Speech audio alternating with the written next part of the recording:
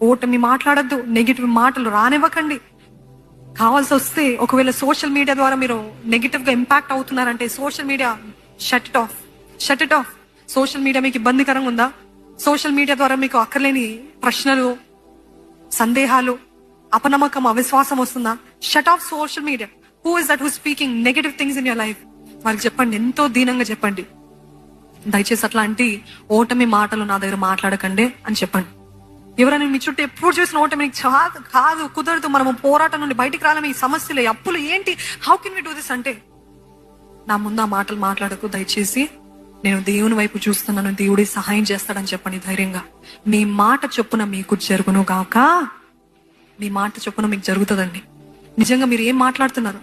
Negative మాటలా, ఓటమి మాటలా, నిరుత్సాహపు మాటలా, కుదరదనే మాటలా? దేవుడు అంటున్నాడు బీ క్వైట్. ఒకవేళ మంచి మాటలు, దేవుని గురించిన విశ్వాసపు మాటలు మీ నోట్లో రాకపోతే దయచేసి కనీసం నోరు మూసుకోండి. కానీ అవిశ్వాసపు మాటలు మాట్లాడకండి, ఓటమి మాటలు మాట్లాడకండి, కుదరదనే మాటలు మాట్లాడకండి. Be quiet, be